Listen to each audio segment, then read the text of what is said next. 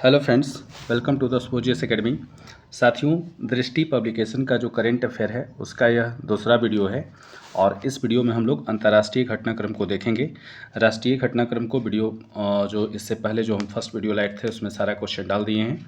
अगर आप लोग नहीं देखे होंगे तो मैं उसका लिंक जो है डिस्क्रिप्शन में डाल दूंगा, आप लोग जरूर जाके देखिएगा, सारा क्वेश्चन इंपॉर्टेंट है। तो आइए अंतर्राष्ट्रीय घटनाक्रम को हम लोग देखें। देखिए, पहला क्वेश्चन दिया हुआ है, स्लोवेनिया के प्रधानमंत्री के रूप में किसने पदभार ग्रहण किया है। तो याद रखिएगा, स्लोवेनिया के प्रधानमंत्री के रूप में जेनेज जानसा जो हैं पदभार ग्रहण किए हैं। सेनेगल के नए प्रधानमंत्री के रूप में किसने पदभार ग्रहण किया है। अहमदो अल अमीनो। भारत सरकार ने हाल ही में अफ्रीका में किस जानलेवा महामारी से निपटने के लिए 45.5 टन चिकित्सा सहायता की खेप भेजी है। इबोला। रिपोर्ट्स विदाउट बॉर्डर्स द्वारा विश्व प्रेस स्वतंत्रता सूचकांक में देशों को 5 श्रेणियों में बांटा जाता है। भारत को किस श्रेणी में रखा गया है। तो याद रखिएगा, बहुत गंभीर स्थिति में है।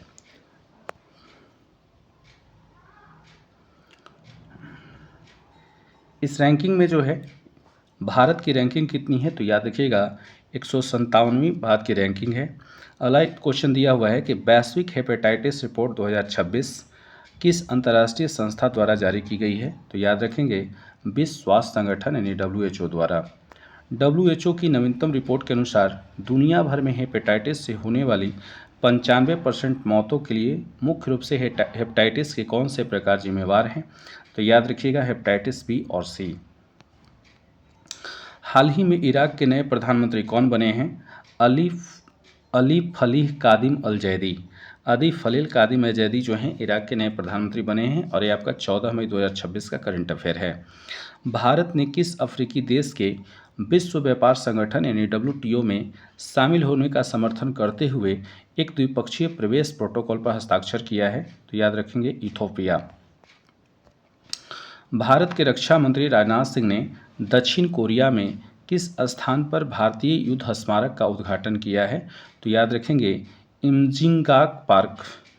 भारत और फ्रांस के बीच 8वीं समुद्री सहयोग वार्ता का आयोजन कहाँ किया गया। तो याद रखेंगे, पेरिस, फ्रांस में किया गया है। कौन सा देश भारत के नेतृत्व वाले इंटरनेशनल बिग कैट अलायंस में 26वें सदस्य के रूप में शामिल हुआ है। सऊदी अरब। किन दो देशों ने बाल्टिक क्षेत्रों में नाटो का नया सामरिक कमांडर सेंटर स्थापित करने की घोषणा की है। तो याद रखेंगे, जर्मनी और नीदरलैंड्स। आप लोग को कमेंट में ये बताना है कि वर्तमान में नाटो में कुल कितने सदस्य हैं। 79वीं विश्व स्वास्थ्य सभा कहाँ आयोजित हुई। तो याद रखेंगे, जेनेवा, स्विट्जरलैंड। किस प्रमुख खाड़ी देश ने 1 मई 2026 से पेट्रोलियम निर्यातक देशों के संगठन ओपेक से आधिकारिक रूप से अलग होने का निर्णय लिया है। तो याद रखेंगे, संयुक्त अरब अमीरात। संघाई सहयोग संगठन के रक्षा मंत्रियों की बैठक का आयोजन किस शहर में किया गया। तो Bishkek, Kyrgyzstan. Global report on food crisis के अनुसार कौन सा देश गंभीर खाद्य संकट वाले 10 देशों में शामिल हो गया है। तो याद रखेंगे, Pakistan.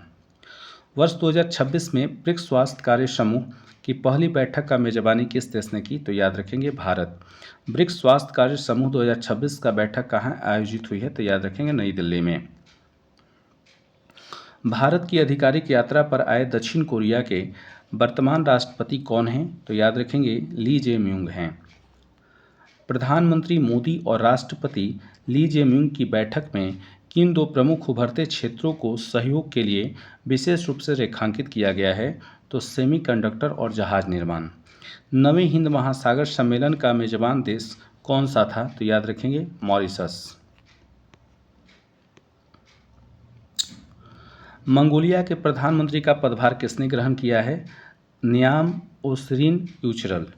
QS world university ranking यानी जो विषय आधारित का कौन सा वार्षिक संस्करण जारी किया गया है। 16वां। क्यूएस नामक प्रतिष्ठित संस्था जो यह वार्षिक वैश्विक रैंकिंग जारी करता है का मुख्यालय कहाँ है। लंदन, ब्रिटेन में है। वैश्विक आतंकवाद सूचकांक का 13वां संस्करण किसने जारी किया है। Institute for economics and peace यानी IEP। कौन सा देश दुनिया में आतंकवाद से सबसे अधिक प्रभावित देश बन गया है? तो याद रखेंगे पाकिस्तान। वैश्विक आतंकवाद सूचकांक 2026 में भारत को 163 देशों की सूची में कौन सा स्थान प्राप्त हुआ है? 13वां। विश्व खुशहाली रिपोर्ट 2026 में किस देश ने लगातार 9वीं बार प्रथम स्थान प्राप्त किया है? फिनलैंड। दूसरे और तीसरे स्थान पर क्रमशः कौन से देश हैं? तो याद रखेंगे क्रमशः आइसलैंड और डेनमार्क हैं। विश्व खुशहाली रिपोर्ट 2026 की 147 देशों की सूची में भारत को कौन सा स्थान प्राप्त हुआ है? 116वां। मोबाइल वर्ल्ड कांग्रेस का आयोजन कहाँ किया गया? Barcelona, Spain. भ्रष्टाचार बोध सूचकांक 2026 किस संगठन द्वारा जारी किया गया है? Transparency international. यह सूचकांक जारी करने वाला संस्था ट्रांसपेरेंसी इंटरनेशनल मुख्यालय कहाँ है? तो याद रखेंगे बर्लिन, जर्मनी। भ्रष्टाचार बोध सूचकांक वर्ष 2025 में 182 देशों की सूची में भारत को कौन सा स्थान प्राप्त हुआ है? 91वां। भारत तंजानिया चौथी संयुक्त रक्षा सहयोग समिति की बैठक कहाँ आयोजित हुई? Zanzibar, Tanzania. भारतीय प्रतिनिधिमंडल का नेतृत्व किसने किया? अमिताभ प्रसाद, संयुक्त सचिव रक्षा सहयोग। तंजानिया की ओर से बैठक का नेतृत्व किसके द्वारा किया गया? इब्राहिम मोहना के द्वारा। हाल ही में किस देश ने 16 वर्ष से कम उम्र के बच्चों के लिए सोशल मीडिया पर प्रतिबंध की घोषणा की है?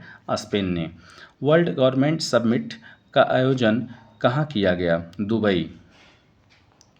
इस समिट का मुख्य विषय क्या था? तो याद रखेंगे भविष्य की सरकारों को आकार देना। हाल ही में भारतीय प्रधानमंत्री नरेंद्र मोदी ने किस देश की यात्रा की? मलेशिया। प्रधानमंत्री नरेंद्र मोदी ने जापान के किस प्रधानमंत्री को जापान की हाउस ऑफ रिप्रेजेंटेटिव यानी कि प्रतिनिधि सभा चुनावों में उनकी ऐतिहासिक जीत पर बधाई दी है? तो याद रखेंगे सनाए तकाइची। तकाइची जापान की कौन सी महिला प्रधानमंत्री हैं? तो याद रखेंगे पहली हैं।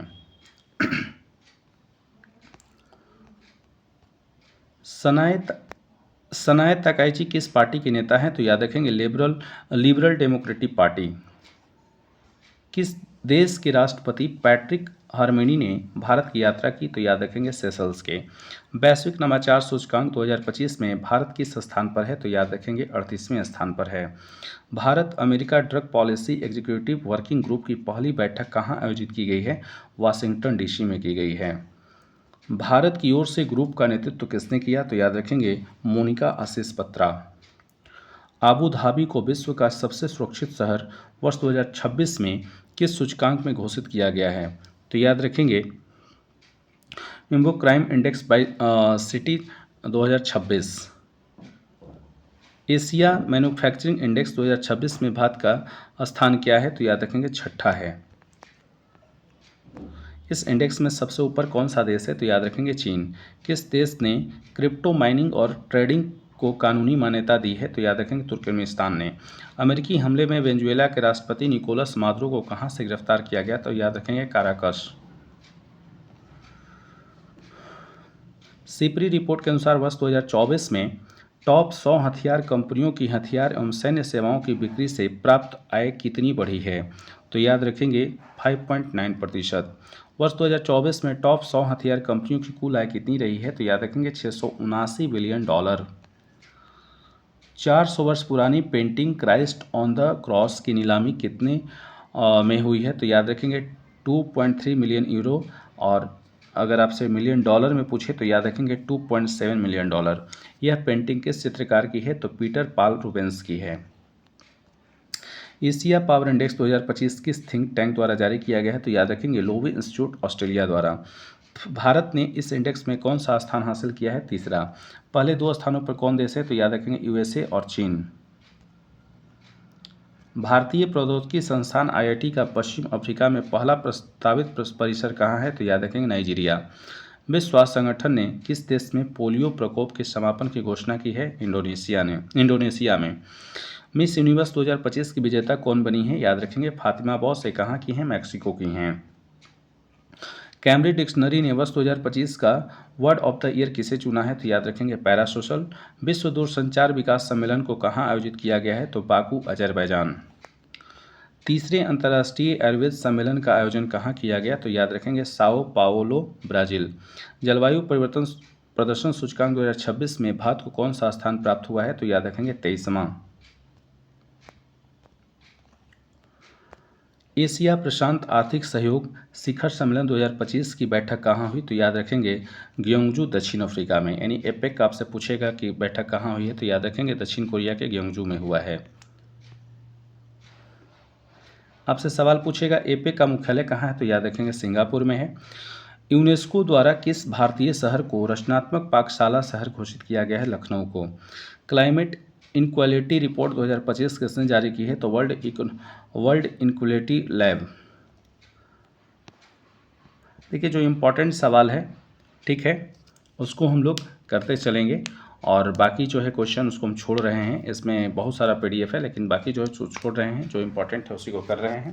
देखिए ये सवाल जो है आपका काफ़ी इंपॉर्टेंट है, वीवीआई सवाल है, तो इसको हम लोग अच्छे से करेंगे। विश्व के सर्वाधिक धनी यानी 1% लोगों के पास वैश्विक संपत्ति का कितना हिस्सा है? तो याद रखिएगा 38.4%। ये वीवीआई सवाल है, काफ़ी इंपॉर्टेंट है, याद रखेंगे। विश्व के सर्वाधिक धनी लोगों का आधारित उत्सर्जन उपभोग में कितना योगदान है? तो याद रखिएगा 15%। किस महिला ने आयरलैंड के राष्ट्रपति का पदभार ग्रहण किया है? तो याद रखेंगे कैथरीन कोनोली। देखिए सारे क्वेश्चन इंपॉर्टेंट है, इसमें भी हम आपको जितना भी करवा रहे हैं सब इंपॉर्टेंट है। आप लोग वीडियो को 2 से 3 बार देख लीजिएगा, सारा क्वेश्चन आप लोग को याद हो जाएगा। तो आपसे सवाल पूछेगा कि आयरलैंड की राष्ट्रपति कौन बनी है? तो याद रखेंगे कैथरीन कोनोली बनी हैं। 22वें आसियान भारत शिखर सम्मेलन का आयोजन कहाँ हुआ? तो याद रखिएगा मलेशिया के कुआलालंपुर में हुआ है। भारत को संयुक्त राष्ट्र मानवाधिकार परिषद में किस अवधि के लिए निर्विरोध चुना गया है? तो वर्ष 2026-28 के लिए। इसके बाद अगला जो सवाल है ये भी इम्पॉर्टेंट है, आपसे सवाल पूछ देगा कि भारत को संयुक्त राष्ट्र मानवाधिकार परिषद की कौन सी बार चुना गया है? तो याद रखेंगे 7वीं बार। वर्ष 2025 का भौतिकी का नोबेल पुरस्कार किन अमेरिकी वैज्ञानिकों को दिए जाने की घोषणा की गई है? तो याद रखेंगे John Clarke, Michel H Devoret, John M Martinis. वर्ष 2025 का भौतिकी का नोबेल पुरस्कार किस क्षेत्र में उपलब्धि के लिए प्रदान किया गया है? तो याद रखेंगे क्वांटम यांत्रिकी और विद्युत परिपथ अनुसंधान। इन वैज्ञानिकों को वर्ष 2025 का नोबेल पुरस्कार किस खोज के लिए दिया है? तो याद रखेंगे विद्युत परिपथ में माइक्रोपिक क्वांटम यांत्रिकी, टर्लिंग एवं ऊर्जा क्वांटीकरण की खोज के लिए। वर्ष 2025 का भौतिकी का नोबेल पुरस्कार किस संस्था ने घोषित किया? तो याद रखेंगे the royal Swedish academy of sciences. किस देश ने नाटो की ईंधन पाइपलाइन प्रणाली से जुड़ने के लिए एक प्रारंभिक समझौता पर हस्ताक्षर किया है? आपसे एनपीएस भी शॉर्ट में पूछ सकता है, तो एनपीएस क्या है? तो याद रखेंगे नाटो पाइपलाइन सिस्टम, ठीक है। जुड़ने के लिए समझौता पर हस्ताक्षर किया है, तो किसने किया है? पोलैंड ने। भारत रूस रणनीतिक साझेदारी घोषणा को कितने वर्ष हो गए हैं? तो याद रखेंगे 25 वर्ष, और उस समय देश के प्रधानमंत्री थे अटल बिहारी वाजपेयी। तो ये भी आपसे सवाल पूछ सकता है कि इस घोषणा पर भारत किस प्रधानमंत्री ने हस्ताक्षर किए थे? तो याद रखेंगे अटल बिहारी वाजपेयी। भारत और किस देश ने रक्षा सहयोग बढ़ाने के लिए समझौता ज्ञापन पर हस्ताक्षर किए हैं? तो याद रखेंगे मोरक्को ने। अफ्रीकी संघ, यूरोपीय संघ और संयुक्त राष्ट्र के नेताओं की 6ठी त्रिपक्षीय बैठक कहाँ आयोजित हुई? तो याद रखें न्यूयॉर्क के संयुक्त राष्ट्र मुख्यालय में। अफ्रीकी संघ के प्रतिनिधित्व आपसे पूछ सकता है, तो अफ्रीकी संघ के प्रतिनिधि कौन थे? तो याद रखेंगे महमूद अली यूसुफ। कौन थे? महमूद अली यूसुफ थे। आइए कुछ और क्वेश्चन है, उसके बाद ये खत्म हो जाएगा। वैश्विक नवाचार सूचकांक 2025 किसने जारी किया है? तो याद रखेंगे विश्व बौद्धिक संपदा संगठन। याद रखिएगा इसमें जो है यानी ग्लोबल इनोवेशन इंडेक्स में GIL आपसे पूछ सकता है, तो इसका जो है इसमें 2025 में भारत का स्थान कैमा है? तो याद रखिएगा 38वां है। आपसे सवाल पूछ सकता है कि ग्लोबल इनोवेशन इंडेक्स में भारत का स्थान कैमा है? 38वां है। और कौन इसे जारी करता है? तो याद रखेंगे विश्व बौद्धिक संपदा संगठन जारी करता है। वहीं आपसे पूछ देगा कि GIL में कितनी अर्थव्यवस्थाओं का मूल्यांकन किया गया है? तो 139। GIL 2025 में शीर्ष स्थान किस देश का है? तो याद रखेंगे स्विट्जरलैंड का है। तो आपसे सवाल पूछ सकता है कि GII में आपसे सवाल पूछ सकता है, ध्यान से सुनिएगा, क्वेश्चन आपसे पूछ देगा कि ग्लोबल इनोवेशन इंडेक्स यानी कि GII में 2025 में भारत का स्थान कैमा है? 38वां है। आपसे सवाल पूछ देगा कि GII यानी कि ग्लोबल इनोवेशन इंडेक्स में कितनी अर्थव्यवस्थाओं का मूल्यांकन हुआ है? तो 139। वहीं आपसे सवाल अगर ये पूछ दे कि GII यानी कि ग्लोबल इनोवेशन इंडेक्स 2025 में शीर्ष स्थान पर कौन सा देश रहा है? तो याद रखेंगे स्विट्जरलैंड। किस देश ने दुनिया का पहला एआई जनरेटिव मंत्री नियुक्त किया है? तो याद रखेंगे अल्बानिया। और उसने नाम क्या दिया है? तो याद रखेंगे डीएला, यानी मंत्री जी का नाम क्या है? तो याद रखेंगे डीएला है। भारत का पहला विदेशी अटल इनोवेशन सेंटर कहाँ खोला गया? तो याद रखेंगे IIT Delhi Abu Dhabi campus में। अटल इनोवेशन सेंटर का उद्घाटन किसने किया? तो धर्मेंद्र प्रधान। ये सवाल इंपॉर्टेंट है, आपसे सवाल पूछ सकता है क्योंकि अभी चर्चा में है धर्मेंद्र प्रधान, क्वेश्चन आपसे पूछ सकता है। टाइम्स का किड ऑफ द ईयर 2025 किसे चुना गया है? तो याद रखेंगे तेजस्वी मनोज को चुना गया है। तेजस्वी मनोज किस लिए किड ऑफ द ईयर 2025 चुने गए हैं? तो याद रखेंगे डिजिटल अपराध से बुजुर्गों की सुरक्षा के लिए। संघाई सहयोग संगठन यानी एससीओ शिखर सम्मेलन 2025 का आयोजन कहाँ किया गया है? तो तियानजिन चीन में। S&P ग्लोबल रेटिंग ने भारत की लंबी अवधि की सॉवरेन क्रेडिट रेटिंग को BBB से बढ़ाकर कितना किया है? तो याद रखेंगे BBB रखा है, यानी BBB माइनस में था तो अब इसको पॉजिटिव कर दिया गया है। इसमें छोटी अवधि की रेटिंग को A-3 से कितना कर दिया गया? तो याद रखेंगे A-2।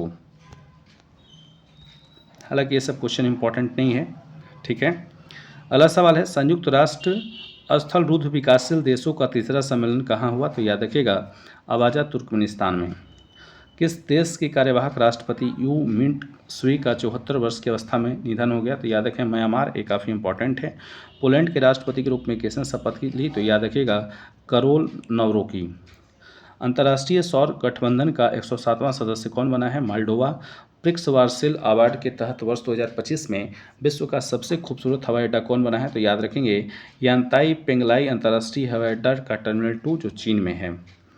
ब्रिटेन में मतदान की आयु 18 वर्ष से घटाकर कितना किया गया? 16 वर्ष। यूक्रेन की नई प्रधानमंत्री कौन बनी है? तो देखिए याद रखिएगा जिस दिन करंट अफेयर छपा था उस दिन जो है यूलिया स्विरिडेंको थी, है ना, लेकिन अब जो है इस्तीफा दे दी हैं और अब कौन बन गई हैं? तो याद रखिएगा सरही कोरेत्स्की हैं। कौन है? सरही कोरेत्स्की। प्रधानमंत्री नरेंद्र मोदी को नामीबिया के किस सर्वोच्च नागरिक सम्मान से सम्मानित किया गया है? तो याद रखिएगा Order of the Most Ancient Welwitschia Mirabilis. इस सम्मान को पाने वाले कौन से भारतीय प्रधानमंत्री बने हैं? तो याद रखिएगा पहले हैं। फोर्ब्स द्वारा जारी अमेरिका का सबसे अमीर प्रवासियों की सूची 2025 में भारतीय मूल के कितने व्यक्ति शामिल हैं? तो याद रखिएगा 12। तो इस पीडीएफ में जितना भी क्वेश्चन था सबको हम लोग समाप्त कर लिए, पढ़ लिए। आगे इसके बाद जो है इकोनॉमिक्स से रिलेटेड करेंट अफेयर है और आप लोग बोलेंगे तो उस सारे क्वेश्चन को भी मैं आप लोग को करवा दूंगा। तो चलिए इस वीडियो में इतना ही, ठीक है। अगला वीडियो हम बहुत जल्द लेकर के आएंगे। अब अगर आप लोग चाहते हैं कि इस तरह का करंट अफेयर आपके बीच लेकर के आएँ तो आप लोग जो है कमेंट में जवाब जरूर देंगे, ज़रूर बोलेंगे। और वीडियो को ज़्यादा से ज़्यादा शेयर कीजिए, चैनल को सब्सक्राइब कीजिए। धन्यवाद।